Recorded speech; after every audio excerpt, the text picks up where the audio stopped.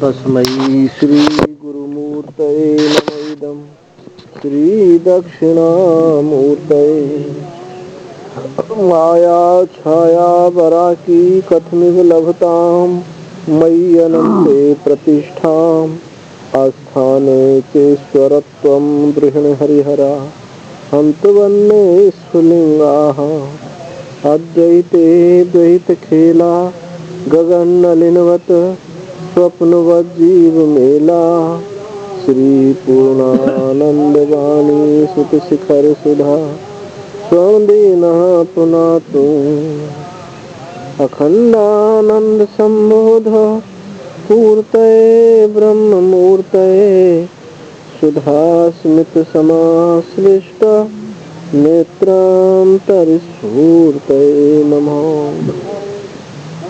शङ्करं शङ्कराचार्यं केशवं बादरायणं सूत्रभाष्यकृतौ वन्दे भगवन्तौ पुनः पुनः।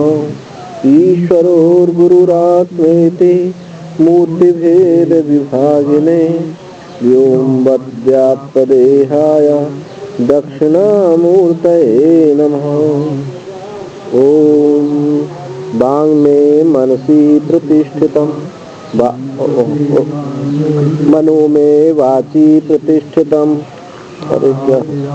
रामा एधि वेदस्समाणिस्तः श्रुतं मे प्रहासीः अनेन अधितेन अहोरात्रान् संदधामि ऋतं वदिष्यामि सत्यं वदिष्यामि तन्मावतु तद्वक्तारमवतु अवतु माम् अवतु वक्तारम्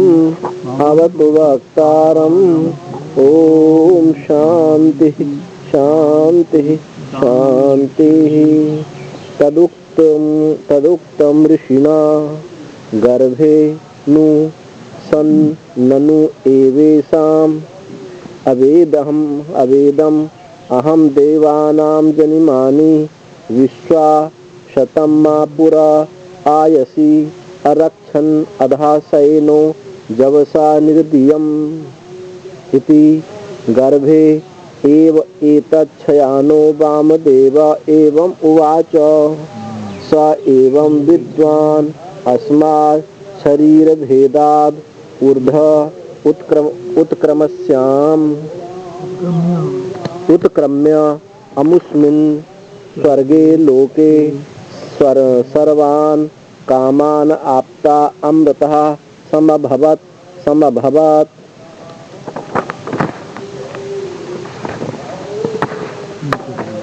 गर्भेनु सन्निवेशाम इदम अहम देवानाम। यह बात मंत्र में कही गई। ये जो है मंत्र में कही गई मतलब जो संहिता भाग है, ये तो ब्राह्मण है ना। मंत्र भाग में संहिता में ये बात कही गई कि माता के गर्भ में रहते हुए ही मैंने उन देवताओं के संपूर्ण जन्मों को जान लिया। वामदेव ऋषि कह रहे हैं कि माता के गर्भ में रहते हुए ही मैंने इस देवताओं के संपूर्ण जन्मों को जान लिया और संसार बंधन से मुक्त होने से पूर्व मुझे लोहमय अभेद्य सैकड़ों शरीरों में अवरुद्ध किया था। और जब तत्व ज्ञान हो गया तब तत्व ज्ञान के प्रभाव से मैं बाज पक्षी के समान इस जाल को काटकर बाहर निकल आया। वामदेव ऋषि ने गर्भ में सोते हुए ही ऐसा कहा था। वामदेव ऋषि ने गर्भ में ये बात कही। जब वाम जैसे सुखदेव जी रहे ना 12 वर्ष, ऐसे ही वामदेव भी गर्भ में 12 वर्ष रहे, तो उनको गर्भ में ही ये ज्ञान हो गया था। एवं संसरण अवस्था अभिव्यक्ति त्रयेण जन्म मरण प्रबंधारूढ़ सर्वो लोकः संसार समुद्रे निपातितः। इस प्रकार संसार में उत्पन्न होता हुआ, जन्म मरण होता हुआ अवस्था भी व्यक्ति व्यक्ति त्रयेण, जो 3 अवस्था बताई अभी, पहला जन्म, दूसरा जन्म, तीसरा जन्म, कि इन अवस्थाओं की अभिव्यक्तियों से जन्म मरण प्रबंध आरूढ़, ये जन्म मरण की जो परंपरा है, जन्म मरण की परंपरा पर जो आरूढ़ हो गया है, यानी जन्म मरण जिसको प्राप्त है, सर्वलोक संसार समुद्रे निपतिता, और सब लोग इस संसार समुद्र में गिर गए। ये सब जो ये जन्म है, जो जन्म मरण होते हुए इन अवस्थाओं से जो युक्त हो गए हैं, जन्म जो 3 अवस्था बताई थी, इन जन्म मरण रूपी अवस्थाओं से युक्त होकर इस परंपरा को बिना काटे हुए सब लोग इस संसार में डूब गया है, गिर गए। कथनचित यथा श्रुति युक्तम आत्मानं विजानाति यस्याम कस्यांचित अवस्थायाम तदेव मुक्त सर्व संसार बंधना कृत कृत्यो भवति इति एतद् वस्तु तद् ऋषिणा मंत्रेणापि उक्तम इति आह। कथनचित यथा श्रुति युक्तम आत्मा, जैसे श्रुति ने उस आत्मा का स्वरूप का निरूपण किया है, यानी श्रुति प्रतिपादित जो आत्मा है उसको यथा कथनचित, जिस समय, कस्यंचित अवस्था में, किसी अवस्था में, किसी अवस्था में, चाहे वो पहला जन्म हो, दूसरा जन्म हो, तीसरा जन्म, किसी भी अवस्था में जिसने उस श्रुति प्रतिपादित आत्मा को जान लिया है, तो वो क्या है, तदैव मुक्त सर्व संसार बंधन, ओ सब संसार बंधन से मुक्त हो गया है और अपने को कृतकृत्य प्राप्तव्य होता है। एतद् वस्तु, यही वस्तु को उस ऋषि के द्वारा यानी मंत्र के द्वारा भी ये बात कही गई, जो संहिता में है कोई मंत्र, क्योंकि ब्राह्मण व्याख्या होता है ना संहिता का, तो अब जैसे व्याख्या कर रहे हैं तो कहा कि वहाँ ये बात कही थी संहिता में, तो वही ऋषि ना मंत्र के द्वारा ये बात कही गई।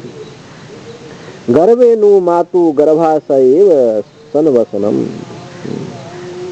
तो ये बात कही कि उस समय माता के गर्भ में रहते हुए, गर्भे तु मातु, माता के गर्भ में रहते हुए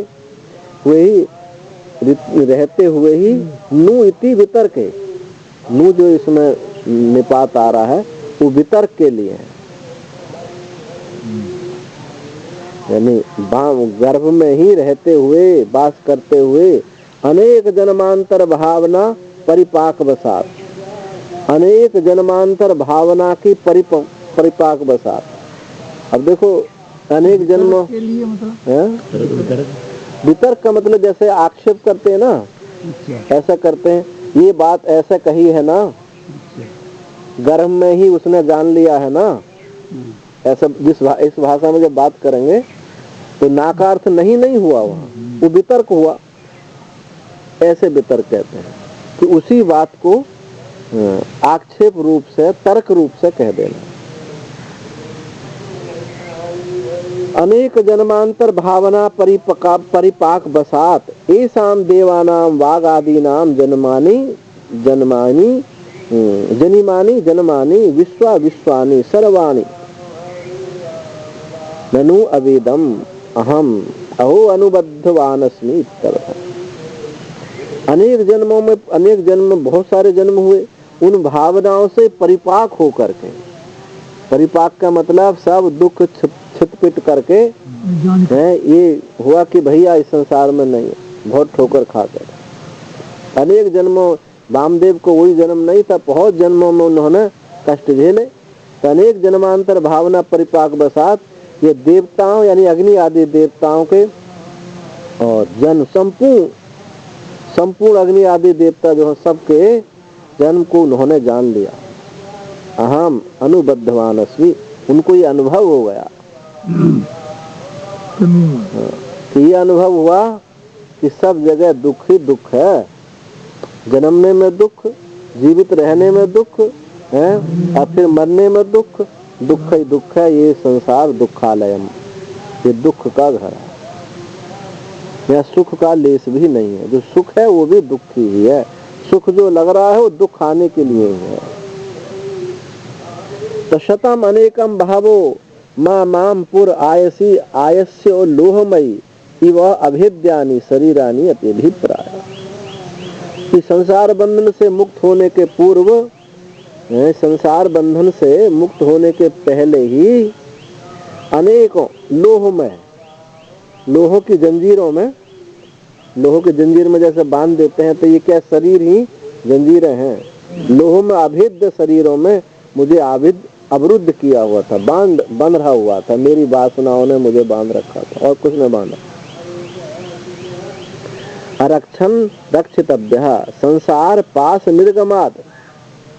और फिर क्या हुआ, तो अनेक जन भावना परिपाक वसात, तो भावना परिपक्वासात से ये समझना चाहिए कि जो उन्होंने पुण्य कर्म किए उस पुण्य कर्म के परिपाक वसात, ये विवेक हुआ नहीं, सबको हो जाना चाहिए। खूब रात दिन सबकी सुनते हैं, पिटते हैं, छिपते हैं, लेकिन छोड़ते नहीं हैं। क्यों नहीं? कि वहाँ आसक्ति है। यदि पुण्य कर्मों की कमी है, पुण्य कर्म होते तो वो उनको वैराग्य हो जाता।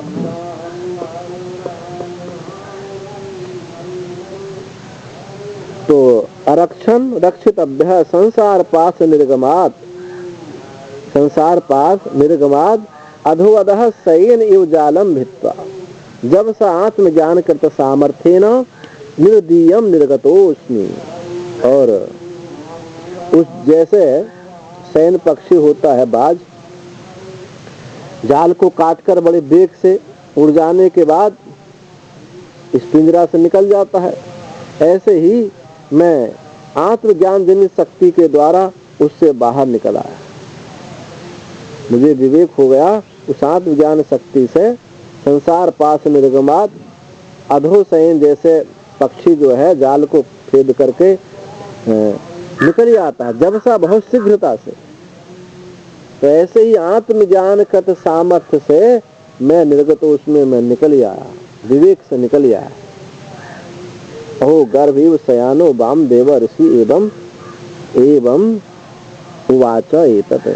अहो गर्भ में सोते हुए वामदेव ने ऐसा कहा था, उनको वही विचार हुआ। और भी श्रुति आती, अहम मनुर्भवा, मैं ही मनु हुआ, मैं ही सूर्य हुआ। एक श्रुति और है तो बृहदारण्यक में सर्वम अभवत्, मैं ही सब हो गया, ये उसमें बृहदारण्यक उपनिषद में, कि मैं ही मनु था, मैं ही सूर्य था और सब कुछ मैं ही हो गया। ये अनुभव, उनका अनुभव था गर्भ में। स एवं विद्वान अस्मात् शरीर भेदात ऊर्ध्वम उत्क्रम में अमुस्मिन् स्वर्गलोके सर्वान कामान आपता अमृतः समभवत्। और वामदेव ऋषि इस प्रकार जान करके शरीर के नाश होने के बाद इससे उत्क्रमण करके स्वर्ग लोके सर्व कामान आपता, समस्त स्वर्ग लोक में यानी आत्मलोक अपने स्वरूप में समस्त कामनाओं को प्राप्त करके अमृत हो गए, अमृतत्व को प्राप्त हो गए। स वामदेव ऋषि यथोक्तम आत्मानम एवं विद्वान अस्मात् शरीर भेदात। तो वामदेव ऋषि ने यथोक्त आत्मा को, जैसा शास्त्र ने कहा है, इस आत्मा को इस प्रकार जाना। अस्मात् से, इस शरीर से, अस्मात् शरीर भेदात, इस शरीर भेदों से, शरीर से अविद्या परिकल्पित, शरीर क्या है? अविद्या से बने हुए, अविद्या में खड़े हुए शरीर का अविद्या परिकल्पित, कल्पित से अब अयसबद, अयसबद निर्भेदस्य, अयसबद जैसे लोहा, लोहे की जंजीर, निर्भेद्य का जन्म मरण आदि अनेक अनर्थ, जन्म मरण आदि अनेक अनर्थ शताविष्ट, सैकड़ों सैकड़ों शरीरों में प्रविष्ट हुआ। शरीर प्रबंध, शरीर जो धारा निरंतर बह रही है, उस जन्म हुआ, फिर मरण हुआ, फिर जन्म मरण, इस प्रकार शरीर प्रबंध प्रवाह का तो परमात्म ज्ञान अमृत उपयोगी जनित वीर्य कृत भेदात। आत्मज्ञान परमात्म परमात्मा ज्ञान, अज्ञान है कुछ और लगा, माँ के बाद कुछ है क्या? परमात्मा ज्ञान अमृत उपयोगी जनित वीर्य कद भेद है। आत्म अज्ञान कुछ समझ में नहीं आ रहा। शरीर वो तो आ गए हैं। परमात्मा ज्ञान ज्ञानामृत है। परमात्मा माँ नहीं होना चाहिए ना फिर। परमात्मा अच्छा ठीक है ठीक है। परमात्मा आगे देश लगा। परमात्मा ज्ञान, परमात्मम नहीं है, परमात्मा एक माँ होता तभी हो जाता। तो परमात्मा ज्ञान अमृत उपयोगी जनित वीर्यकृत भेद से, परमात्मा ज्ञान जो अमृत है, अमृत के उपयोग जनित वीर्यकृत भेद से शरीर की उत्पत्ति बीज अविद्या आदि निमित्त उपमर्द हेतु शरीर विनाश इत्यर्थ। तो ये परमात्मा ज्ञान जो अमृत है उसके उपयोग से उत्पन्न जो वीर्य है, सामर्थ्य है, सामर्थ्यकृत भेद से उस शरीर की उत्पत्ति बीज अविद्या निमित्त। ये कारण क्या है? शरीर की उत्पत्ति आदि किससे है? अविद्या के कारण, अविद्या निमित्त उपमर्द हेतु, उसका उपमर्दन करने वाला, उपमर्दन का हेतु कौन है? अज्ञान अमृत। उससे शरीर विनाशात, शरीर का विनाश होगा। ऊर्ध्वम परमात्म भूतम सन अध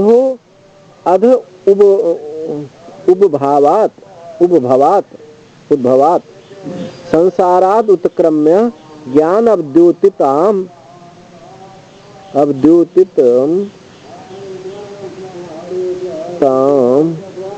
अलभ सर्वात भावापन्न सन अमुस्मिन यथोक्ते अजरे अमरे अमृते अभये सर्वज्ञ पूर्वे अनपरे अनंतरे अबाह्ये प्रज्ञानाम अमृत एक रसे प्रदीपवत निर्माण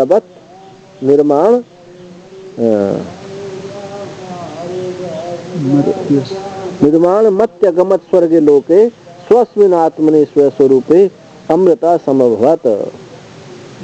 आत्मज्ञान पूर्वे समाप्त कामतया जीवन ने व सर्वान कामान आप्तु इत्यर्थ। तो ये कहा कि शरीर के अविद्या परिकल्पित शरीर परंपरा का परमात्म ज्ञान रूप अमृत से जो प्राप्त हुई थी, उस शक्ति के द्वारा भेदन होने से शरीर उत्पत्ति के बीजभूत अविद्या आदि निमित्तों की निवृत्ति हो जाने से देह पात के बाद परमात्म भाव को ही प्राप्त होगा। ऊर्ध्वम परमात्म भूत सन, परमात्म भूत होता हुआ ही अधोभावात संसारात, अधोभाव यानी संसार, इस संसार से उत्क्रमण करके ज्ञान अवद्योतिताम, ज्ञान उद्भासित अमल, ज्ञान उद्भासित अमल सर्वात भावापन्न।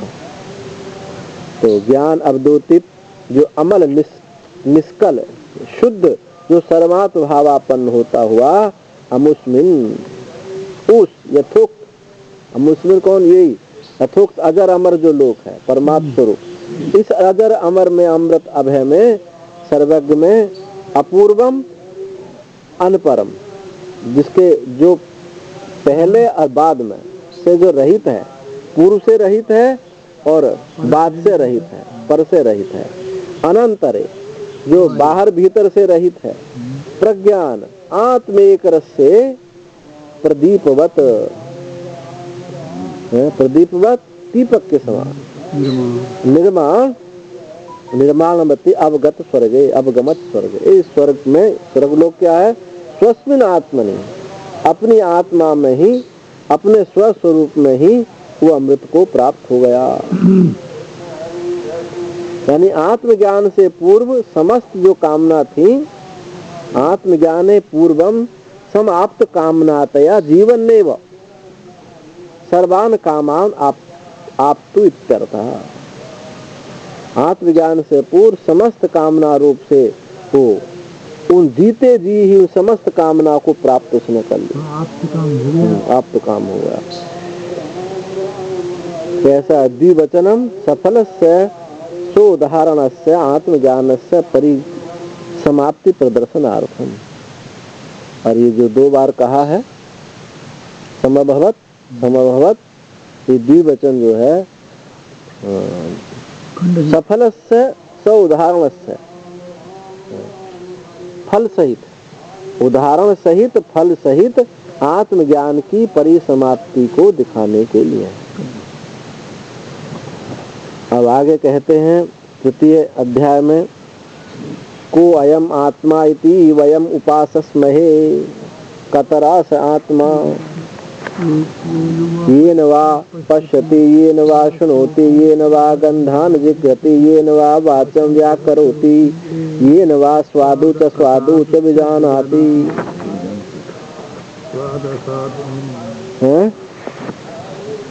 जिस समय आत्मा की, हम जिस आत्मा की उपासना करते हैं, कोयम आत्मा, यह आत्मा कौन है?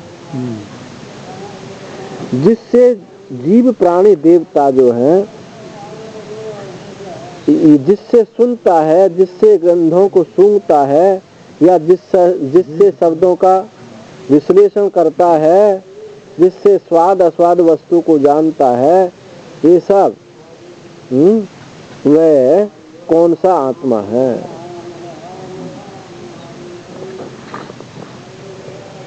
तो भाष्य देखें, टीका।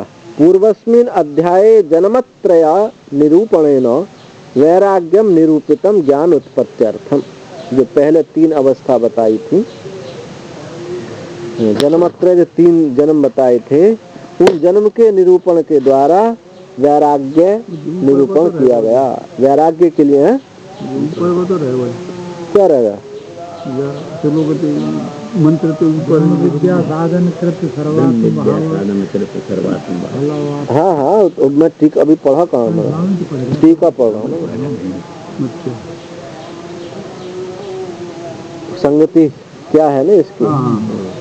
तो पूर्व अध्याय में, ये 3रा अध्याय शुरू हो रहा, 2रे अध्याय में तो जो 3 जन्म बताए, 3 अवस्था बताई, तो उन अवस्थाओं के निरूपण से वैराग्य निरूपित हुआ।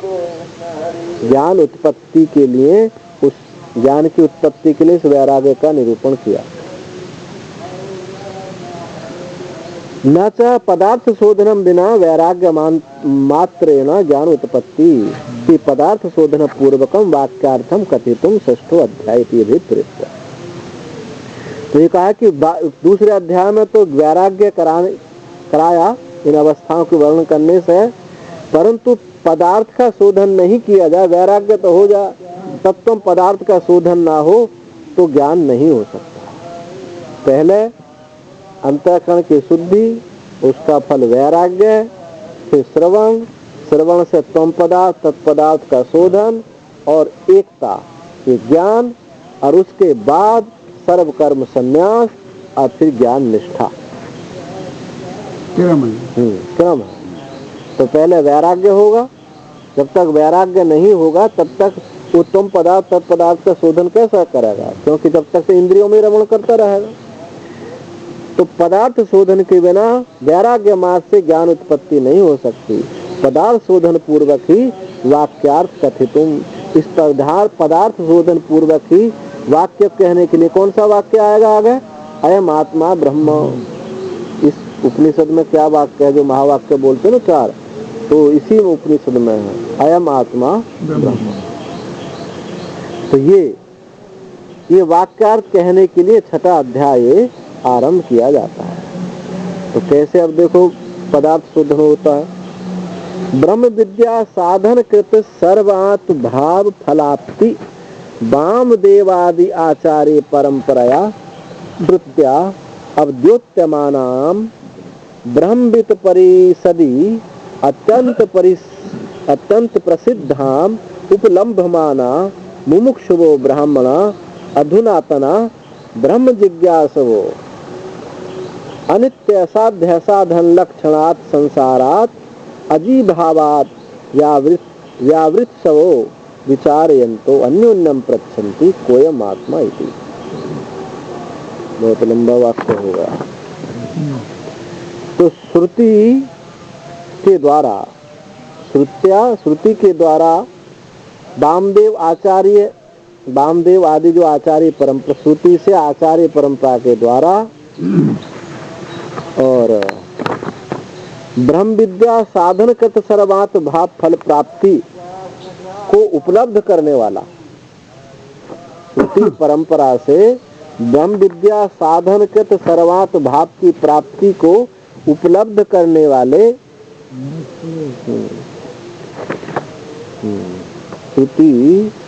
श्रुति के द्वारा, श्रुति आचार्य परंपरा के द्वारा जो ब्रह्म विद्या साधनकृत सर्वात फल की प्राप्ति जो प्रकाशित हुई है, अवोदित्याम प्रकाशित जो हुई है, ब्रह्मविद परिषद, ब्रह्मविद सभा में अत्यंत प्रसिद्ध जो है, तो उनको उपलब्ध करने वाले जो मुमुक्षु हैं, ब्राह्मण हैं, और अधुनतना ब्रह्म जिज्ञासु, और आधुनिक जो ब्रह्म जिज्ञासु हैं,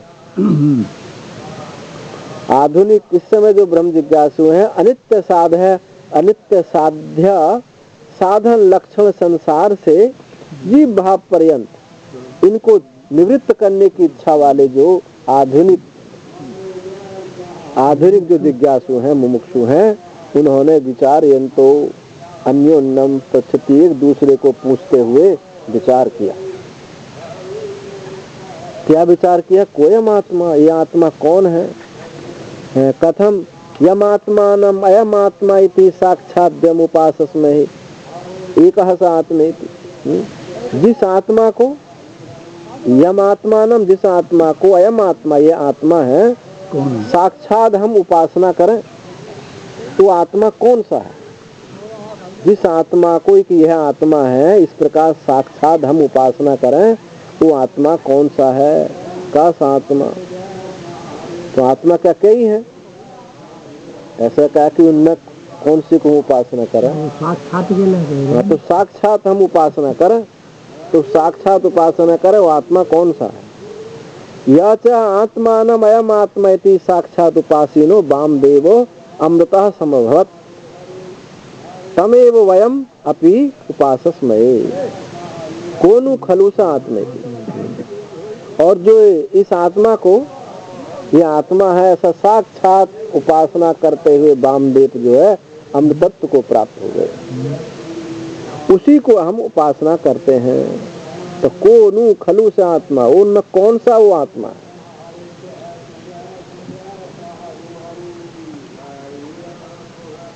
तो एवं जिज्ञासा पूर्व अन्योन्यम पृच्छताम अतिक्रांत विशेष विषय श्रुति संस्कार जनिता श्रुति अजायता।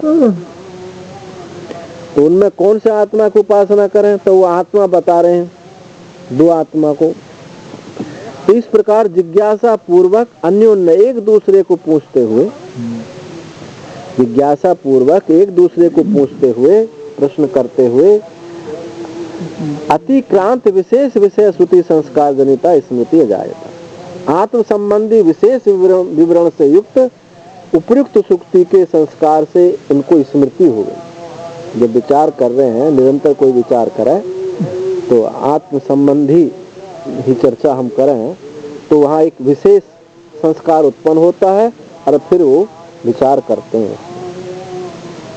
अब जैसे आप लोग विचार करते हैं, तो श्रुति में यहाँ ऐसा कहा, वहाँ उस वाक्य में ऐसा कहा, तो ऐसे जब विचार करेंगे तो श्रुति संस्कार उत्पन्न हो जाएगा।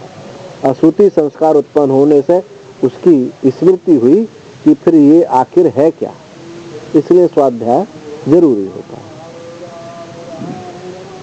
स्मरण हुआ, क्या हो? स्मरण हुआ, तम प्रपदाभ्याम प्रापद्यत ब्रह्म इवं पुरुषम, उस प्रपदाभ्याम पैरों की तरफ से प्रवेश किया, ब्रह्म इमं पुरुषम।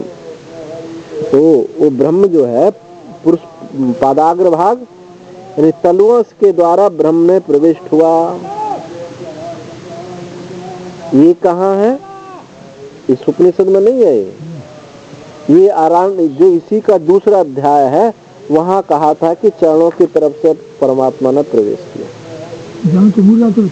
और यहाँ जो है, अब सुनो आगे आ रहा है, सहितमेव सीमानं विदार्य एतया द्वारा प्राप्त। एक आत्मा तो वो है कि जो चरणों की तरफ से घुसा था, और दूसरा कौन है जो इस उपनिषद में बताया, सहितमेव सीमानं विदार्य, वही सीमा को, मूर्धा को विदीर्ण करके, फाड़ करके उसमें प्रवेश कर गया, ये दूसरा आत्मा है। तो एतमेव पुरुषम द्वे ब्रह्मणि इतर इतर प्रतिकूल्येन प्रतिपन्ने इति। एतमेव पुरुष, ये ही पुरुष, दो ब्रह्मणि इतर इतर, एक दूसरे के विरोध, एक पैरों की तरफ से घुसा, एक मूर्धा की तरफ से घुसा, ऐसे दो ब्रह्म प्राप्त होते हैं। इसी पुरुष में, एक ही पुरुष में एक पैरों से घुस गया, एक सिर से घुसा है, तो इसी शरीर में, पुरुष में दो ब्रह्म प्राप्त हुए। तो उनमें कौन से को हम उपासना करें? तेज अस्य पिंडस्य आत्मभूते, और वे इस पिंड के स्वरूप भूत है। इस पिंड के वो दोनों स्वरूप भूत हैं। तयो अन्यतरा आत्मा उपास्य भवितुमर्हति, उनमें से कौन सा एक आत्मा उपास्य करने के योग्य है? इसलिए उन्होंने कहा कौन से आत्मा की उपासना करें, कौन आत्मा की उपासना? क्योंकि आरण्यक में इससे पूर्व इसी ग्रंथ में पूर्व अध्याय में पैरों की तरफ से घुसा है, और इसमें सिर की तरफ से घुसा है, और एक ही पुरुष में घुसा है। तो कौन सा आत्मा ऊपर से घुसने वाले की उपासना करें, नीचे से घुसने वाले का? यो अत्र उपास्य कहा सा आत्मा, हाँ, जो यहाँ उपास्य है वह आत्मा कौन है, कौन सा आत्मा है? इति विशेष निर्धारणार्थम अन्योन्यम पप्रच्छु विचार्यन्ता। इस प्रकार से उस विशेष निर्धारण करने के लिए उन्होंने परस्पर आपस में प्रश्न पूछते हुए विचार किया कि भाई कौन से आत्मा की उपासना करें, जो नीचे से घुसा उसकी करें या ऊपर से घुसा उसकी करें। पुनः तेषां विचार्यताम विशेष विचारणास्पद विषया मति अभूत। फिर उनके विचार करते हुए, उनके विचार करने से विचार करते हुए विशेष विचारणास्पद विशेष विचार का जो आस्पद विषय भूत उनको बुद्धि उत्पन्न हो गई। उस विचार करने से बुद्धि उत्पन्न हो गई। कथम द्वे वस्तुनि अस्मिन् पिंडे उपलभ्यते, दो वस्तु एक पिंड में कैसे उपलब्ध होती हैं? या तो आपस में लड़ रही होंगी, माने दो घुस भी गई होंगे तो आपस में लड़ेंगी, या मित्रता करके रहेंगी, क्षेत्र अलग अलग हो जाएंगे उनके। तो कथम दो वस्तु इस पिंड में कैसे प्राप्त होती हैं? अनेक भेद भिन्नेन करणेन येन उपलभ्यते। एक तो है अनेक भेद भिन्न रूप करणों के द्वारा, करणेन जिससे ये प्राप्त होती है। एक तो यानी इंद्रियों के जो, हाँ, जो अनेक भेद भिन्न करण हैं जिनसे प्राप्त होती है। एक तो वो वस्तु है यस्य एकम उपलब्धते, जो उपलब्ध किया करता है, और एक दूसरी है जो उपलब्ध किया करता है और एक जो उपलब्ध होती है। एक तो इंद्रियों के माध्यम से हो गई, ये तो हो गई, एक तो वो हो गई आत्मा, और एक जो है मुख्य आत्मा हो गई जिससे ये इंद्रियां भी काम करती हैं। तो करणांतर उपलब्ध विषय स्मृति प्रतिसंधानात् भिन्न भिन्न करणों द्वारा प्राप्त विषयों की स्मृति अनुसंधान करता है। जो अलग अलग इंद्रियां हैं जिनके द्वारा प्राप्त विषयों की स्मृति का अनुसंधान करता है, एक वो आत्मा है। एक तो भेद भिन्न करणों के द्वारा प्राप्त होता है, भेद भिन्न विभिन्न साधनों द्वारा पुरुषों को विषयों को पुरुष उपलब्ध करता है कि शब्द को प्राप्त किया, रूप को प्राप्त किया, स्पर्श को प्राप्त किया। एक आत्मा तो हुआ, और एक जो है यश एक उपलब्ध है, और दूसरा जो उपलब्ध किया करता है। कैसे उपलब्ध करता है कि करणांतर उपलब्धि विषय, इन भिन्न भिन्न करणों के द्वारा जो प्राप्त विषय इनकी स्मृति का अनुसंधान करता है। तो एक आत्मा ये होगा, यानी ऐसे समझो एक प्रमाता हो गया और एक मुख्य आत्मा हो गया। जिसको है कि मैंने ये जाना, मैंने ये खाया, एक आत्मा ये हुआ और एक आत्मा वो हुआ जो इस प्रमाता को भी जो प्रकाशित करता है। तत्व में तावत ये उपलब्धते से आत्मा भवितुम अर्हति। और वहाँ जिससे उपलब्ध होता है वह आत्मा होने के योग्य नहीं है। केन पुनः उपलब्धते, फिर किससे उपलब्ध होता है? किससे उपलब्ध होता है? तो उच्चते कहते हैं येन वा चक्षुभूतेन रूपम पश्यति। जिसके द्वारा, जिस चक्षुभूत के साथ एक ही भूत हो गया, चक्षु के साथ एक होकर के जो रूप को देखता है, अथवा जो कान के साथ एक होकर के वो शब्द को सुनता है, अथवा जो नाक के साथ एक होकर के गंधों को सूंघता है, अथवा जो वाणी के साथ एक भूत होकर के जो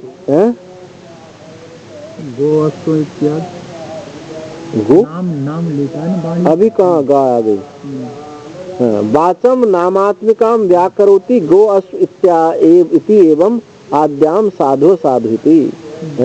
जो वाक्यण के साथ एक होकर के ये गाय है, ये घोड़ा है, ऐसा इन नामों को अभिव्यक्त करता है।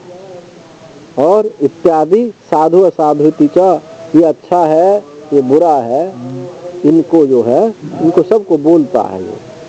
येन वा जीवा भूतेन स्वादु असाधु च विजानाति। और जिस जीवा भूत से, जो जीवा के साथ एक ही भूत होकर के ये स्वादु है, ये साधु है, ऐसा जो जानता है। तो दो आत्मा हुए, एक तो करण रूप से जो प्राप्त करता है प्रमाता हुआ, और एक हुआ मुख्य आत्मा। एक साक्षी है और एक प्रमाता।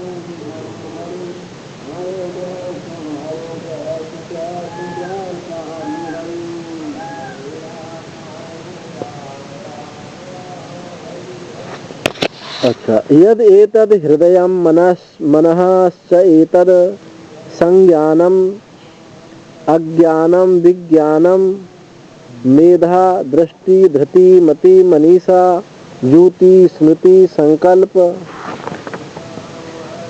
ऋतु असु कामो वस इति सर्वाणि एवेतानि प्रज्ञानस्य नामधेयानि भवन्ति। तो जो ये हृदय है वो क्या है? वही ये मन भी है। और चित, संज्ञान, अज्ञान, विज्ञान, मेधा, दृष्टि सब जो है वृत्ति है मन की, सब ये वृत्ति है। तो ये जो है सब सर्वाणि एतानि, ये प्रज्ञान के ही सब नाम ध्येय है। जिसके साथ वृत्ति के साथ जुड़ जाता है वही नाम उसका हो जाता है। ये सब प्रज्ञान के ही नाम कहे गए हैं।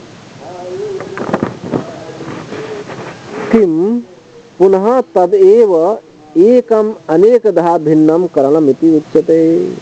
फिर वह ही एक अनेक प्रकार से भिन्न करण वाला वो कौन है? तो फिर एक ही अनेक करणों के साथ एक ही भूत होकर के जो एक भूत हुआ है वो कौन है? अब मुख्य आत्मा पर दृष्टि जा रही है।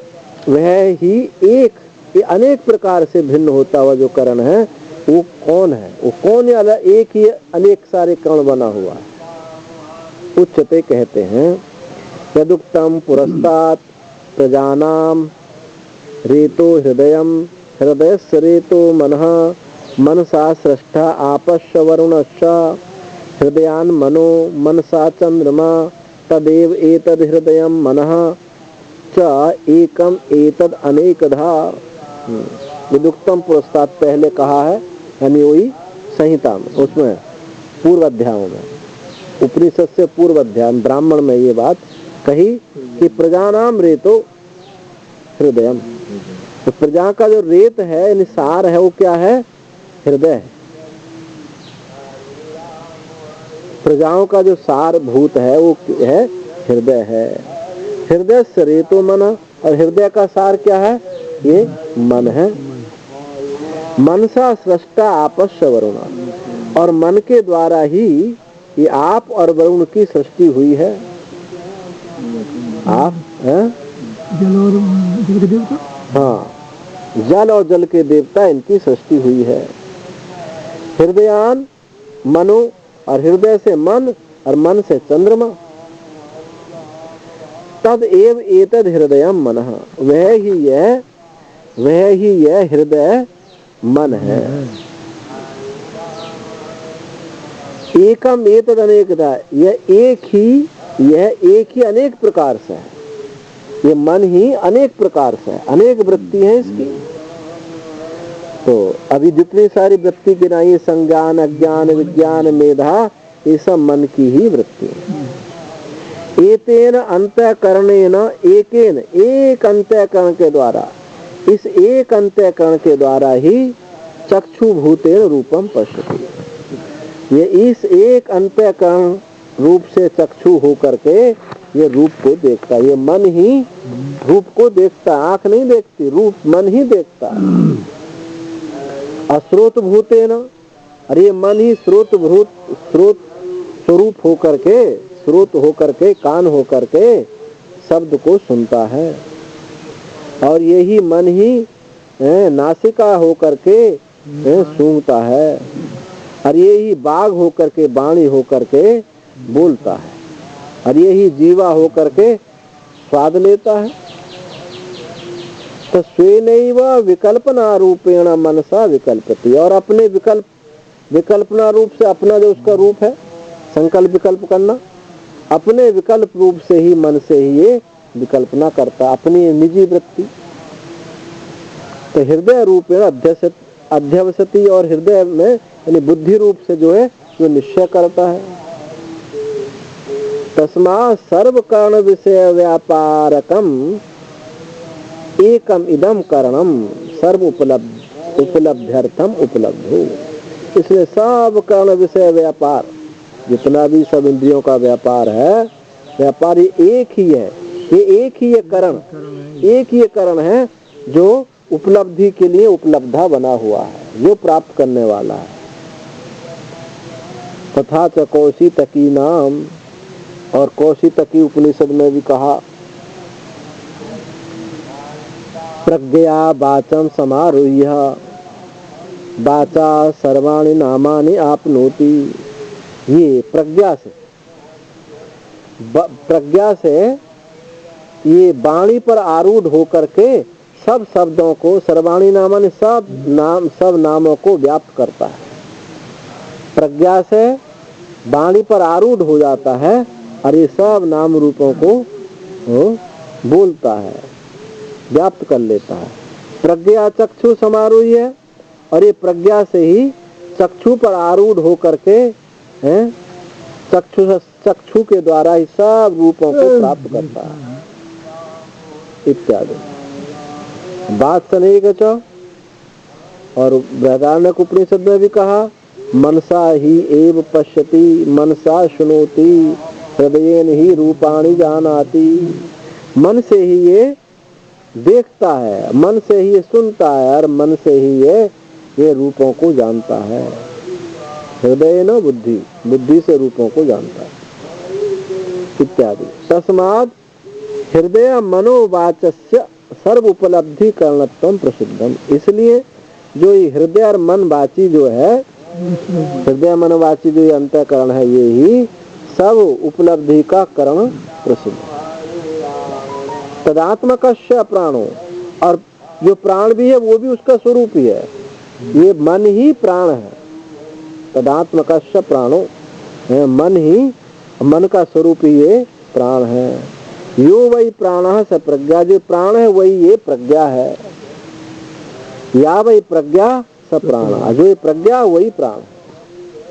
ये प्राण ही प्रज्ञा है, प्रज्ञा ही ये प्राण है। इति ब्राह्मणम, ऐसा कहीं आया है मंत्र कौशितकी। करण सहनति रूपस्य प्राणा इति आवोचामः प्राण संवादादौ। प्राण संवाद आदि में हम ऐसे पहले कह चुके हैं कि इंद्रिय संघात रूप ये प्राण है। तस्माद् यत् प्रपदाभ्याम प्रापद्यत ब्रह्म एतद् उपलब्धिकरणत्वेन गुणभूतत्वात् नैवं वस्तु ब्रह्म उपास्य आत्मा भवितुम अर्हति। इसलिए जो पैरों की तरफ से जो जिसने प्रवेश किया था, पैरों की तरफ से जिसने प्रवेश किया था, ब्रह्म एतद् उपलब्धु, यही ब्रह्म प्राप्त करने वाला, और उपलब्धिकरणत्वेन, उपलब्धिकरण रूप से गुणभूतत्वात्, गुणभूत होने के कारण उपलब्धिकरण से ये ब्रह्म प्राप्त करने वाला है, अर्थात प्रमाता है। उपलब्धु उपलब्धिकरणत्वेन गुणभूतत्वात् नैव वस्तु ब्रह्म उपास्य, ये उपास्य आत्मा होने के योग्य नहीं है, ये तो सापेक्ष है, इसकी उपासना हम नहीं करेंगे, ऐसा उन्होंने विचार किया। ये पैरों की तरफ से घुसा है। हाँ, पैरों की तरफ से घुसा है। पैरों की तरफ से घुसने का मतलब ये है कि इंद्रियों के द्वारा सापेक्षता को प्राप्त किया हुआ है, तो कोई घुसा नहीं। तो ये पैरों की तरफ से घुसना माने करण, पैर भी तो करण है, बहिर्करण है पैर, तो यानी इंद्रियों की सापेक्षता को जो प्राप्त किया हुआ है, उपासना के योग्य नहीं है। परिशेषाद यस्य उपलब्धु उपलब्ध्यर्था एतस्य हृदयस्य मनोरूपस्य करणस्य वृत्तयो वक्ष्यमाणः स उपलब्धा उपास्य आत्मा नो भवितुम अर्हति इति निश्चयं कृतवन्तः। अब परिशेष रूप से अब जो अवशिष्ट बचा तो एक ही बचा जो सिर की तरफ से घुसा था। तो परिशेष रूप से यस्य उपलब्ध, जिस उपलब्धा का उपलब्धि के लिए, जिस उपलब्धा की उपलब्धि के लिए ये मन, हृदय का मन रूप करण जो वृत्तियां हैं आगे जो कही जाएंगी, ये उपलब्धा उपास्य आत्मा हमको योग्य है, हमारे लिए ही योग्य है, क्योंकि ये उपलब्धि, जो उपलब्धि अर्थ है, उपलब्धा उपलब्धि के लिए, उपलब्धा की उपलब्धि के लिए जो इंद्रियां हैं, ये इन सबको जो है, इनका उसके साथ कोई संबंध नहीं है, ये उसको प्रकाशित करता है, उसके साथ जुड़ता नहीं। एक जुड़ने वाला है, इंद्रियों के साथ, इंद्रियों के फल के साथ जुड़ जाता है, एक जुड़ता नहीं है, केवल देखता है, प्रकाशित करता है। सामान्य जुड़ता नहीं है, हाँ, वो विशेष ही प्रमाता है। उपलब्धु जो है, उपलब्धि के लिए ये जितने भी सब करण हैं आगे जो कहे जाएंगे, वह उपलब्धा ही उपास्य आत्मा हमारे लिए योग्य है, हमें उसी की हमको उपासना करनी चाहिए, ऐसा उन्होंने निश्चय किया। अब क्या क्या वृत्ति हैं, किन किन वृत्ति के द्वारा वो उपलक्षित होता है, इनसे जुड़ता नहीं है, इनसे उपलक्षित होता है। तद अंतःकरण उपाधिस्तस्य उपलब्धु प्रज्ञान रूपस्य ब्रह्मण उपलब्ध्यर्था या अंतःकरण वृत्तिया बाह्य अंतरवर्ती। आगे क्या लिखा आपकी पुस्तक में? विषय आदि जो शाह बना है पूरा है, विषया ये पूरा है। विषया से पहले क्या है? आदो है बाह्यांतरवर्ती, बाह्यांतरवर्ती, फिर आगे क्या लिखा? विषय। तो ये आधा सा है, पूरा है? आधा है, पूरा होना चाहिए, वही तो मैं गड़बड़ हो जाती है ना, मैं वही विषय ऐसा होना चाहिए, तो ठीक कर लो। मैं हमारी आपकी कैलाश वाली पुस्तक में बहुत मिस्टेक है, विषय सबसे शुद्ध जो संस्करण है गीता प्रेस का ही होता है। अंतःकरण उपाधिस्तस्य, उस अंतःकरण उपाधि में स्थित, उपाधि से स्थित जो उपलब्धा है, प्रज्ञान रूप जो ब्रह्म है, उसकी उपलब्धि के लिए जो अंतःकरण की वृत्ति है, बाह्य अंतर वृत्ति, बाह्य और अंतः जो विषय विषया हैं ये कही जाती हैं। कुछ वृत्ति बाहर है, कुछ अंतर है। अब जैसे नाम है ये बाहर है, तो ये कौन कौन सी वृत्ति है? संज्ञानम, संज्ञान क्या है? संज्ञप्ति चेतन भावः, ये जो है संज्ञप्ति मात्र है, चेतन भाव है। अब ये तो जब संज्ञप्ति कह दी तो चेतन के वो वृत्ति कैसा हो गया? अब ये प्रश्न होता है कि संज्ञप्ति है, चेतन भाव है, तो ये वृत्ति कैसा हो गया? क्योंकि ज्ञप्ति मात्र जो है वृत्ति नहीं होता, तो उसके लिए कहते हैं वृत्त्या चेतन इति उच्यते। वृत्ति से चेतन ऐसा कहा जाता है। जंतु सा वृत्ति सर्वदा शरीर व्यापनी संज्ञानम इत्यर्थ। वो जो वृत्ति है सबको, सर्व शरीर को व्याप्त किए हुए, इसलिए उसको संज्ञान कहा, इसलिए उसको संज्ञप्ति कहा है। जो सारे शरीर को व्याप्त किए हुए रहे, इस दृष्टि से उसको वृत्ति कहा है। और अज्ञानम, आज्ञानम आज्ञप्ति ईश्वर भाव, जो आदेश करना रूप है। अज्ञान नहीं, आज्ञान,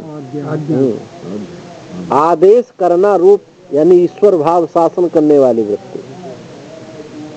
विज्ञानम कला आदि परिज्ञानम, कला आदि का जो परिज्ञान है, 64 कला जन्य जो लौकिक ज्ञान है, जितना भी लौकिक ज्ञान है ये सब क्या है? विज्ञान है। अप्रज्ञान, प्रज्ञानम प्रज्ञप्ति प्रज्ञता, और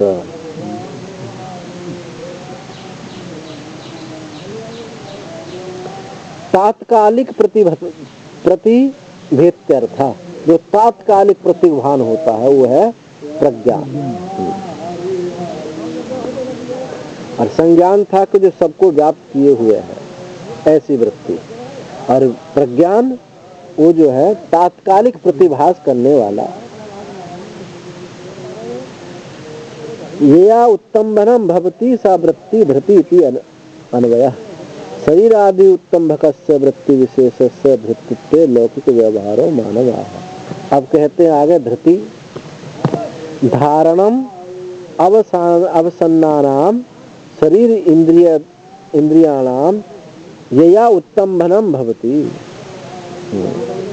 जिस धृति, धारणा, धारण करना, यानी जो शरीर इंद्रियों को जो शिथिल, शरीर जब बहुत मेहनत करते हैं या कुछ चोट लग जाती है, शरीर अस्वस्थ होता है, तो शरीर इंद्रिय शिथिल हो जाती है।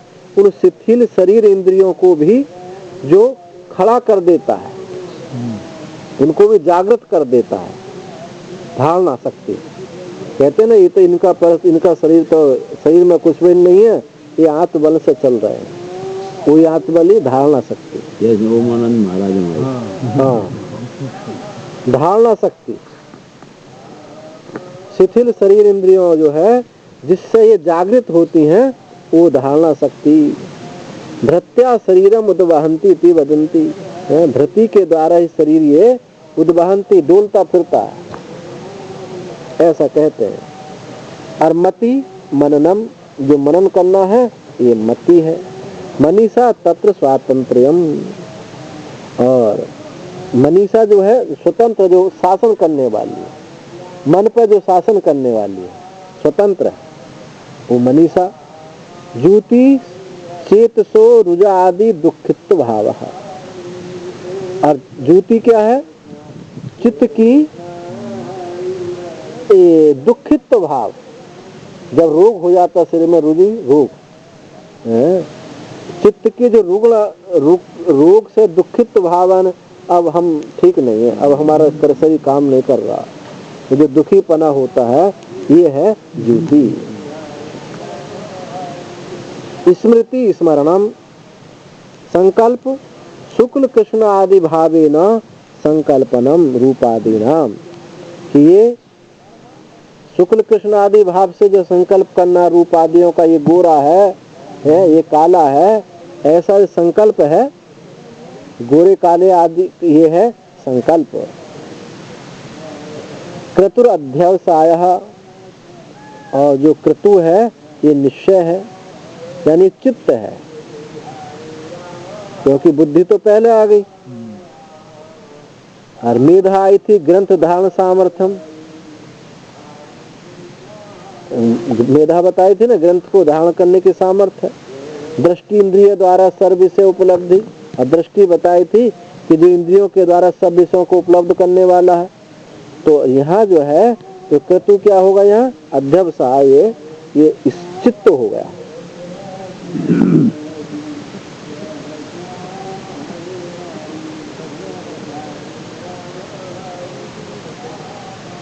और फिर कहते हैं असु प्राणन आदि जीवन क्रिया निमित्ता वृत्ति। प्राण आदि ये जीवन क्रिया के निमित्त जो वृत्ति है उसको बोलते हैं असु, माने वैसे प्राण होता है ना, तो प्राणन आदि क्रिया के निमित्त जो है ये जो वृत्ति है ये असु है, यानी जो श्वास उश्वास। हाँ। कामो असन्निहित विषय आकांक्षा तृष्णा। काम क्या है, असन्निहित, जो हमारे पास नहीं है, हैं? अप्राप्त विषय की आकांक्षा।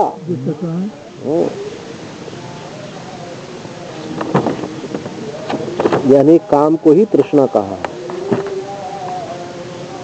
अप्राप्त विषय की आकांक्षा जो है ये काम है, यानी तृष्णा है। बसः स्त्री व्यतिकरादि अभिलाषा, स्त्री के संसर्ग की जो अभिलाषा है ये बस। अब काम में बस में यहाँ श्रुति ने अंतर किया है, जिसको आप काम कहते हो उसको श्रुति यहाँ कह रही है वश। हाँ, उसको वश कह रही है, और जिसको आप तृष्णा कहते हो उसको वो काम कह रहा है। इत्येवम् आद्याः अंतःकरण वृत्त्याः, इस प्रकार ये अंतःकरण की वृत्तियां प्रज्ञप्ति मात्रस्य उपलब्धि उपलब्ध्यर्थत्वात् शुद्ध प्रज्ञान रूपस्य ब्रह्मणा उपाधि भूता। तद उपाधि जनित गुण नाम ध्येयानि भवन्ति संज्ञानादि में। ये जो अंतःकरण की वृत्तियां हैं उस प्रज्ञप्ति मात्र की, यानी उपलब्धा की, प्रज्ञान की, ब्रह्म की उपलब्धि के लिए उपाधिभूत वृत्ति है। तो उपलब्धा कौन है, ये प्रज्ञान है, शुद्ध है, ब्रह्म है। उस उपलब्धा की, प्रज्ञान रूप ब्रह्म की, ये उसकी उपलब्धि के लिए ये उपाधिभूत है, उपाधि स्वरूप ये वृत्तियां, क्योंकि इन वृत्तियों से ही उसको जाना जा सकता है। तद उपाधि जनित गुण, उससे उपाधि से जो उत्पन्न होने वाले गुण नाम वाले ही ये संज्ञान आदि जो नाम दिए हैं ये उसके उपाधि जनित गुण ही ये उसके नाम है। उनके गुणों के अनुसार ही उनके ये नाम कहे गए, संज्ञान आदि। सर्वाणि एवेतानि प्रज्ञप्ति मात्रस्य प्रज्ञानस्य नाम ध्येयानि भवन्ति। तो सब एतानि से सब, ये सब जो है प्रज्ञप्ति मात्र प्रज्ञान के ये नाम ध्येय हैं। उसी के सब नाम है, ना स्वतः साक्षात। ये स्वतः साक्षात नहीं है, मानी इनका अपना अलग अपना अस्तित्व कुछ नहीं है। चेतन से भिन्न इनकी कोई सत्ता नहीं है। तो ये प्रज्ञान के ही मात्र है, इनका स्वतः कुछ भी ये नहीं है। प्रज्ञप्ति मात्र प्रधान के नाम है। प्रधान का एक आई है, प्रधान कहाँ दिया, प्रधान प्रज्ञप्ति मात्र प्रधान के नाम ही है। ये प्रधान नहीं होगा, प्रज्ञान होगा। प्रज्ञान प्रज्ञप्ति मात्र प्रधान दिया है, प्रधान के नाम है। ये सभी प्रज्ञप्ति मात्र प्रधान के नाम ही हैं। प्रज्ञान देखो, प्रज्ञान होना चाहिए। ये सब सर्वाणी एतानि, कुछ मिस्टेक हो गई है। हाँ। ये सब प्रज्ञप्ति मात्र जो प्रधान के ही, तो प्रज्ञान के ही ये नाम है। प्रज्ञप्ति मात्र, फिर आगे प्रज्ञान नहीं दिया है मूल, उसमें देखो इस संस्कृत में, तो प्रज्ञप्ति मात्र प्रज्ञान के ही ये सब नाम है, प्रधान नहीं है, प्रज्ञान है।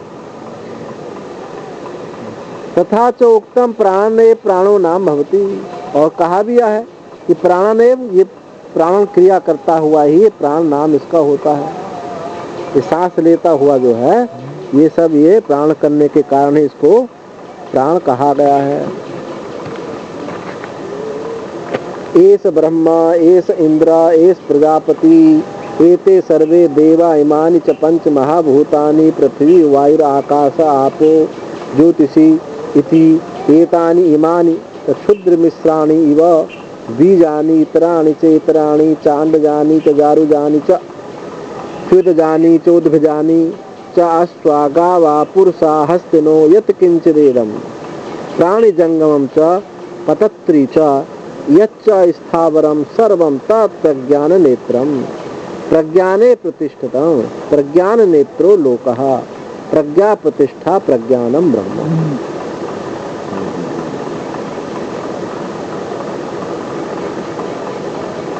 इसमें प्रज्ञानम ब्रह्म इस महावाक्य है इसमें। तो ये सब ब्रह्म, ये प्रज्ञान रूप जो आत्मा है यही क्या है? ब्रह्म है। यही इंद्र है, यही प्रजापति है, और ये अग्नि आदि सारे देव जो हैं ये भी वही है, और पंचभूत जो हैं ये भी वही है। क्षुद्र जीव के सहित उनके बीज एवं अन्य अन्य, क्षुद्र जीव के सहित उनके बीज और दूसरे अंडस जरायु स्वेदर उद्भिद गाय घोड़ा मनुष्य हाथी जो कुछ भी है ये सब क्या है? जंगम आकाशगामी पक्षी वृक्षादि रूप स्थावर वर्ग सब प्रज्ञा नेत्र है। न्याय निरुपाधिक प्रज्ञान में ही ये सब स्थित है। लोक प्रज्ञा नेत्र वाला है, प्रज्ञान ही उसका विलय स्थान है। ये प्रज्ञान ही ब्रह्म। अब ये प्रज्ञान कौन है? ये कूटस्थ साक्षी चैतन्य है। इसी को प्रज्ञान को ही ब्रह्म बताया, क्योंकि शुरू में कहा था ना कि तत्पदार्थ के शोधन के बिना ये बोध नहीं हो सकता। तो ये क्या किया जा रहा है? ये शोधन हुआ है। प्रज्ञान क्या हुआ? ये शुद्ध हुआ, शुद्ध तम पदार्थ। ये शुद्ध तम पदार्थ क्या है? ये ब्रह्म ही है। ऐसा एकता यहाँ हुई। स प्रज्ञान रूप आत्मा, वह ये प्रज्ञान रूप जो आत्मा ब्रह्म है ये अपरम आत्मा ही अपर ब्रह्म है। प्रज्ञान रूप आत्मा ही ये अपर ब्रह्म है।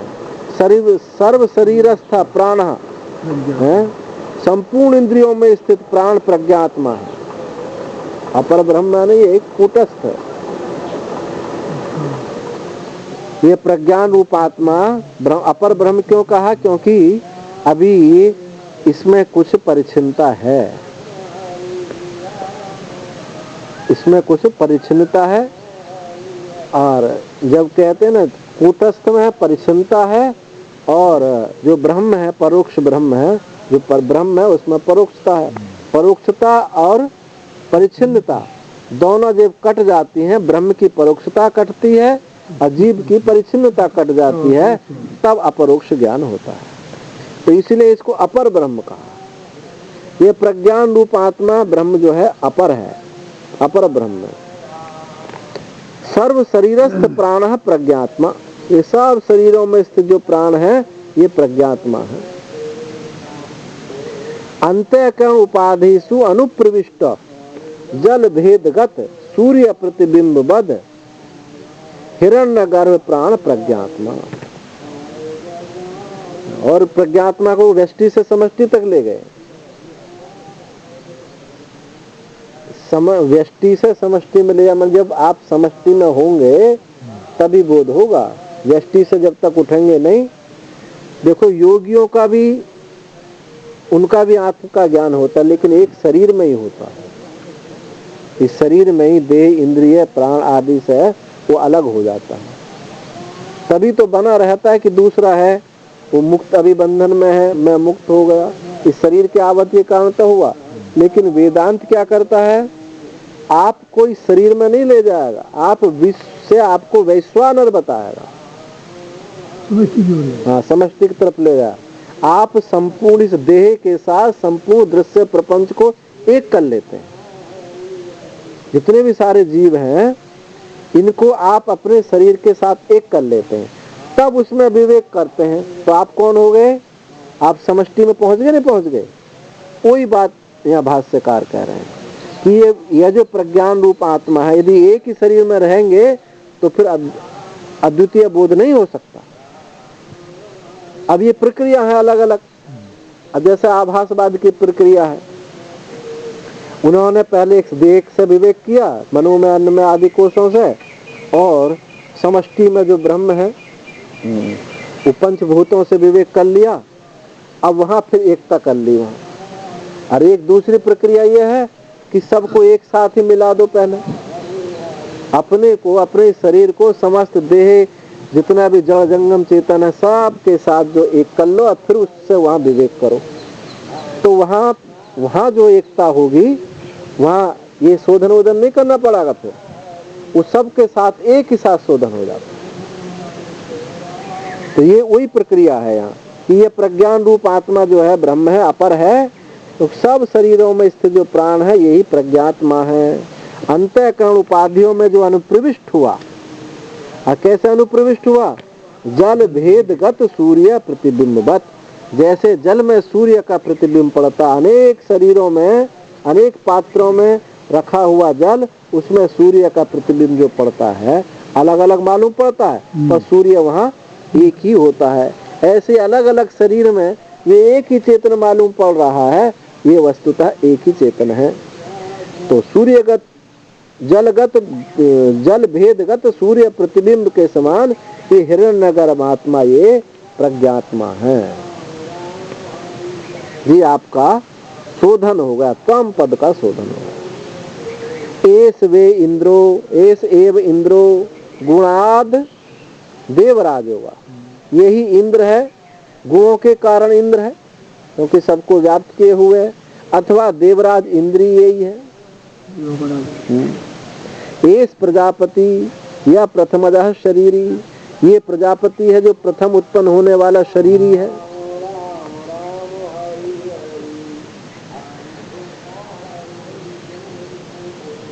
और यतो मुखाद निर्भेद द्वारेण अग्नि आदि लोक पाला जाता, जिससे ये, जिसके मुखादि के छेद करने से, मुखादि के छेद के द्वारा ये अग्नि आदि लोकपाल उत्पन्न हुए थे। ये प्रजापति, ये वह प्रजापति यही है, ये प्रज्ञात्मा ही यही प्रजापति है। ये अपि एतद अग्नि आदि सर्वे देया, ऐसे भी जो अग्नि आदि देवता हैं ये भी सब वही है। इमानि ते सर्व शरीर उपादान भूतानि पंच पृथ्वी आदीनि महाभूतानि अन्न अन्नाद लक्षणानि एतानि। ये जो सब शरीरों का उपादान भूत जो पंचभूत हैं, पंचभूत पृथ्वी आदि, अन्न अन्नाद रूप से, अन्न और अन्न को खाने वाले के रूप से। अब जैसे ब्रीही यवादि हैं, ये अन्न हो गया, इनको खाने वाले जीव हो गए, लेकिन इन जीवों को खाने वाला कोई है तो ये अन्नाद अन्न बन गया, दूसरा अन्नाद बन गया। तो अन्न अन्नाद रूप से ये पंचभूत आदि ये सब जो हैं ये सब वही है। किंच इमानि च क्षुद्र मिश्राणि, और इसके अलावा क्षुद्र ही अल्पक ही मिश्राणि इव शब्दो अनर्थका। जो मंत्र में इव शब्द है इसका कोई अर्थ नहीं है। तो ये क्षुद्र मिश्र जो है, क्षुद्र अल्प जीवों के सहित और मिश्रित, तो दो प्रकार के जीव हो गए। एक तो अल्प जीव हो गए और एक जो है मिश्रित हो गए। हाँ, तो जो अल्प जीवों के सहित जो क्षुद्र जीव हैं, क्षुद्र जीव यानी छिपकली, सांप, ऐसे सब जीव ये क्षुद्र जीव हैं। और फिर कहा सर्पादीनी बीजानी कारणानि इतराणि च इतराणि द्वे रास्येन निर्दिश्यमानानि। ये सर्पादि जो है, सर्पादीनी बीजानी कारणानि, ये सर्प आदि कारण बन गए, दूसरे जो है इनके कार्य बन गए। ये ही अभी पहले कहा ना अन्न अन्न आदि, इसी प्रकार से यहाँ भी समझिए, एक सांप कारण बन गया, उससे उत्पन्न होने वाला वो कार्य हो गया। तो यही दो राशि से दो विभाग रूप से निर्देश किया जा रहा है। ये परमात्मा ही कार्य कारण रूप से दो भागों से विभाजित किया जा रहा है। कानी तानी उच्चंती, वो जो है कार्य कारण रूप से जो है कौन कौन से बताए गए हैं। बस सर्प एक कारण बन गया, उससे उत्पन्न जो उसके अंडे बच्चे सब कार्य हो गए। ऐसे ही कार्य कारण रूप से दो राशि से विभक्त हैं। तो कौन कौन है ये सब? अंडाजानी, अन्न पक्षी, अंडा से उत्पन्न होने वाले पक्षी, और जारू जानी, जरायु जानी है, जरा से, हाँ ये पशु। मनुष्य नहीं लेंगे क्योंकि मनुष्य को अलग कहा हो गया। अच्छा यही कहा है, ठीक है, तो मनुष्य ले लो। जरायु जानी मनुष्य आदि नहीं, मनुष्य पशु दोनों। श्वेत जानी युग जू खटमल आदि। उद्भिजानी च वृक्षानी दी, और जो जमीन को फोड़ करके निकलते हैं, उद माने ऊपर, जो भेदन करके निकल के आते हैं फोड़ करके, तो ये है वृक्ष। अश्वा घोड़े, गाय, पुरुषा, हाथी, अन्य च यत किंचित प्राणी जातन, जो कुछ भी प्राणी समुदाय सब सबका सब है। किम तत्व है, क्या है? जंगम च, जो चल, जंगम किसको बोलते हैं? जो चलता है। पदाभ्याम गच्छति, जो पैरों से चलता है। यच्च पतत्री, हाँ, जो आकाशेन पतनशीलम, जो आकाश में जिसका उड़ने का स्वभाव है, पक्षी। अब यहाँ अंडजानी कहा, फिर पक्षी भी कहा, तो ऐसा क्यों कहा? पक्षी तो पहले ही आ गए। आकाशेन पतनशीलम, श्रुति को लगा कि अंडा तो कछुआ भी देता है लेकिन उड़ता नहीं है। अंडा छिपकली भी देती है, वो भी नहीं, उड़ते नहीं है। तो यहाँ पहले का अंडजानी पक्षादि ने कह दिया कि अंडा से उत्पन्न होने वाले पक्षादि। फिर श्रुति को ख्याल हुआ भाई तो गलत होगा, कुछ अंडा तो दोनों प्रकार के देते हैं, तो जमीन जो नीचे भी रहते हैं और उड़ते भी हैं। तो यहाँ पतत्ती अलग से पक्षियों को कहना पड़ा। वहाँ अंडजानी से ऐसा किया जाए, हालांकि भाष्यकार ने ऐसा नहीं किया, ऐसा कि जो वो है इनको सबको ले लो। आदिनी शब्द से और भी आ जाते हैं। यच्च स्थावरम अचलम, जो स्थावर अचल है, पहाड़ आदि। सर्वम तद अशेषतः प्रज्ञान नेत्र, वो सब प्रज्ञा नेत्र है, कितना भी सब है।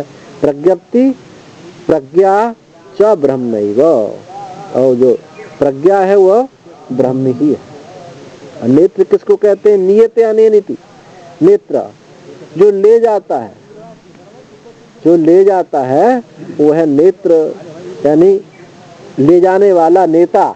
ये नेता कौन है? ये नेत्र ही नेता है, नेत्र ही नेता है।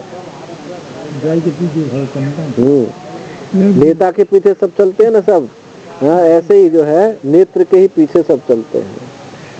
नेत्र प्रज्ञा, प्रज्ञैव नेत्रम यस्य, प्रज्ञा ही जिसका नेत्र है वो है प्रज्ञा नेत्र। प्रज्ञाने ब्रह्मणि उत्पत्ति स्थिति लय कालेषु प्रतिष्ठितम प्रज्ञान आश्रम इत्यर्थ। ये जो है प्रज्ञान में यानी ब्रह्म में ही उत्पत्ति स्थिति और लय, इन कालों में जो प्रतिष्ठित होता है, प्रज्ञान के जो आश्रय है, चेतन के जो आश्रय है।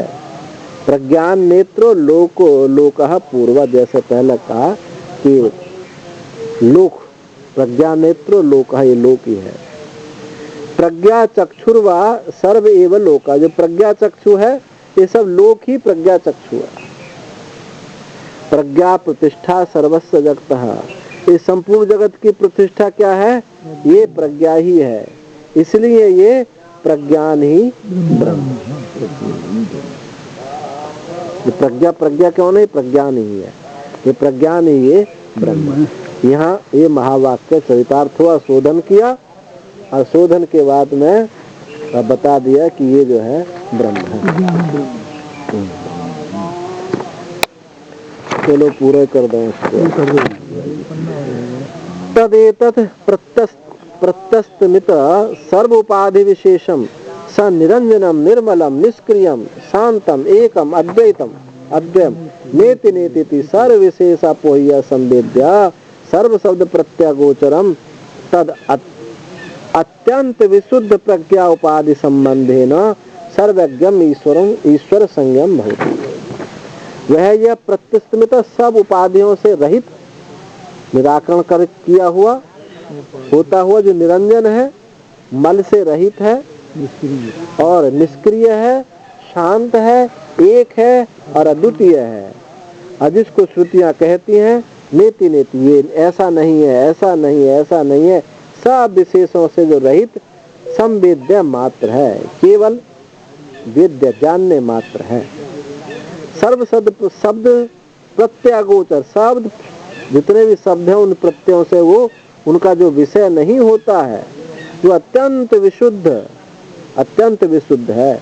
प्रज्ञा उपाधि संबंध है ना, उस प्रज्ञा की उपाधि के संबंध से ही वो सर्वज्ञ ईश्वर जिसको कहा जाता है। तो ईश्वर की परिभाषा यहाँ आ गई, देखो बहुत अच्छी अच्छी परिभाषा आ रही है कि जो अत्यंत विशुद्ध है उस प्रज्ञा रूपी उपाधि से के संबंध से वो सर्वज्ञ हो जाता है, वो ही ईश्वर है।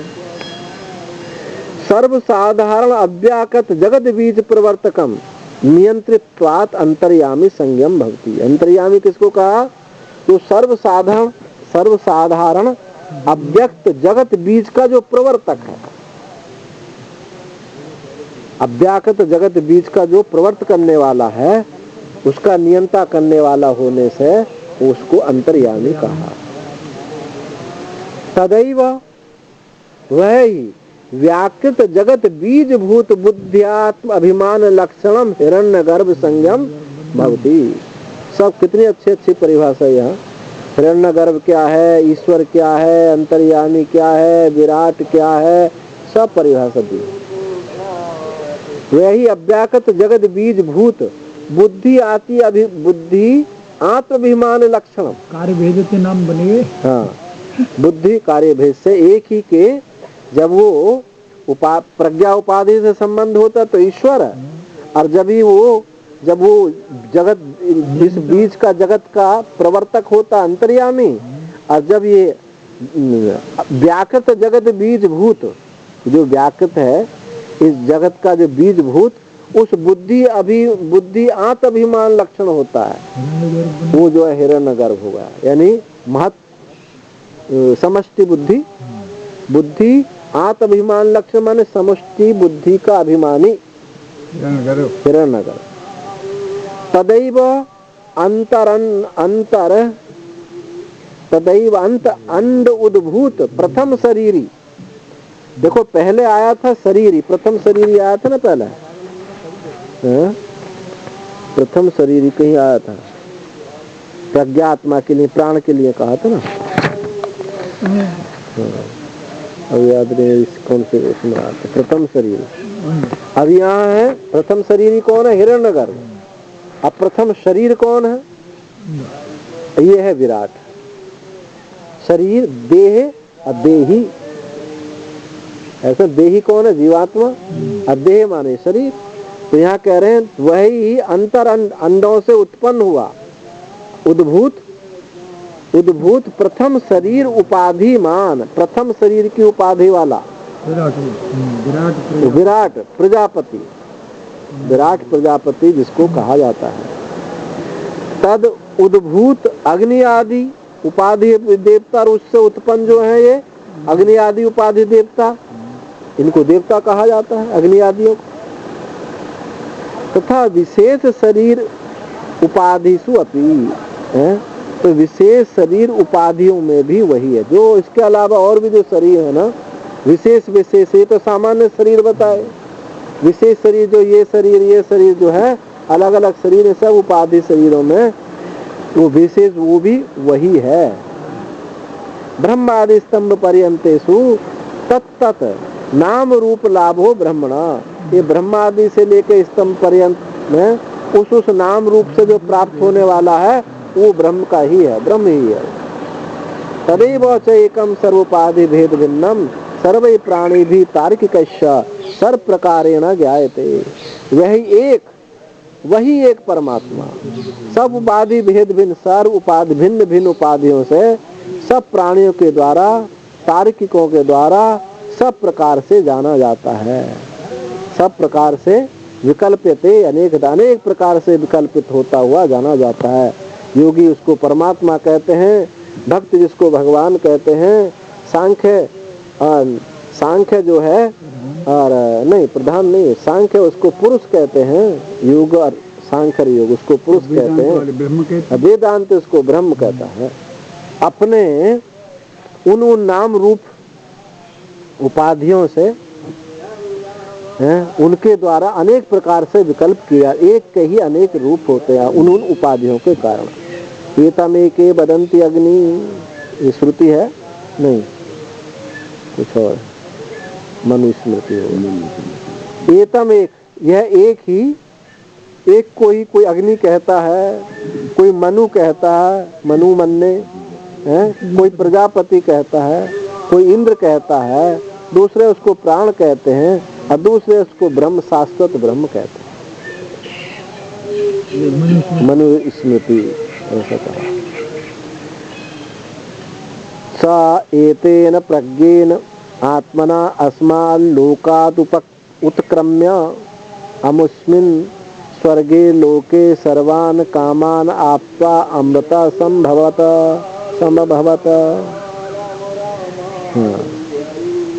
एतेन प्रज्ञेन आत्मना, इस लोक से, इस प्रज्ञा आत्मा से, इस लोक से उत्क्रमण करके जो अमुस्मिन स्वर्गलोक, उस स्वर्गलोक में नहीं ब्रह्म स्वरूप में वो सर्वान कामान आपका समस्त कामना को प्राप्त करके अमृत हो जाता। ये वामदेव ने ये बात कही। स वामदेवो अन्यो वा एवं यथोक्तम, उस वामदेव ने अथवा अन्य कोई जो भी, एवं यथोक्तम ब्रह्म वेद प्रज्ञानेन आत्मना येनेव प्रज्ञेन आत्मना पूर्वे विद्वान अमृता बभूवन्। उस वामदेव ने अथवा अन्य कोई, चाहे कोई अनंत देव हो चाहे कोई और हो, सब यथोक्त उस ब्रह्म को ऐसा जो जानता है, कैसे? प्रज्ञेन आत्मना, प्रज्ञा आत्म रूप से जो जानता है, प्रज्ञा आत्मा रूप से जानता है, इस प्रज्ञान से जानता है, पूर्वे विद्वान अमृता, वो अमृत को प्राप्त हो गया है। तथा अयम अपि, वैसे ये विद्वान आधुनिक हम लोग भी विद्वानेन एतेने प्रज्ञेन आत्मना, इस प्रज्ञा आत्मा रूप से जो जानता, अस्मात् लोकात् उत्क्रम्य, इस लोक से उत्क्रमण करके जा करके, इति व्याख्यातम, ऐसे पहले वो क्या हो जाता है, उस स्वर अमृत को प्राप्त हो जाता है। अंतदेव के गुरु तुम भी वही हो, अभी तो कह रहे हैं सब, ये तो कह रहे हैं जब जड़ पत्थर तक कोई है तो वो वामदेव को है। अरे ये मजाक कर रहे हैं, हमने अनंत देव नाम ले दिया ना, इसलिए कह रहे हैं। सर्वम खण्डम ब्रह्म, ये अस्मात् लोकात् उत्क्रम्य, वो इस लोक से उत्क्रमण करके, हम उसमें लोक है, उस लोक में यानी समस्त कामना को प्राप्त करके अमृत हो जाता है। हम उसमें लोक में, स्वर्ग लोक का मतलब यहाँ अपना स्वरूप आत्मलोक में ही समस्त कामना को वो प्राप्त कर लेता है। तो परीक्षणों नील प्राप्त कर लेता है। इति पंचमः खंडः इति ऐत्रे द्वितीयारण्यके षष्ठो अध्याय। श्रीमद परमहंस परिव्राजकाचार्य श्रीमद गोविंद भगवत पूज्य पाद शिष्य श्री शंकर भगवतः कृतौ बहव ऋच ब्राह्मणों उपनिषद भाष्यं समाप्तम्। इस ब्राह्मण का क्या नाम है? ब्राह्मृच ब्राह्मण। ब्राह्मृच ब्राह्मण उपनिषद भाष्यम समाप्तम। और ओम उदितः सुक्रियम दधे तम तम अहम आत्मनि दधे अनुमाम इतु इंद्रियम मयि श्री मयि यशः सर्वः स प्राणः सबलः उत्तिष्ठामि अनुमाप श्रीः उत्तिष्ठतु नु मा आयन्तु देवताः अदब्धं चक्षुरीशितं मनः सूर्यो ज्योतिषां ज्येष्ठो दीक्षेः मा हिंसीः तच्चक्षुर्देभितं शुक्रमुच्चरत् पश्येम सरदा सतम जीवेव सरदा सतम त्वमग्नेयो वृत्तपा असि देववा मर्तेष्वा त्वं यज्ञेषु ईद्यः। ओम शांतिः शांतिः शांतिः। इति ऋक् साखियां ऐत्र उपनिषदि द्वितीय आरण्यकांतर्गत आत्म अष्टकम द्वितीय आरण्यकम च समाप्तम। ये आरण्य की दृष्टि से शांति पाठ है, तो उपनिषद की दृष्टि से शांति पाठ है। ओम तत्सत। शंकरम शंकराचार्यम केशवम बादरायणम सूत्रभाष्यकृतौ वंदे भगवन्तौ पुनः पुनः। ईश्वरोर्गुरुरात्मेति मूर्तिभेद विभागिने व्योमवत् व्याप्तदेहाय दक्षिणामूर्तये नमः। ओम शांति शांति।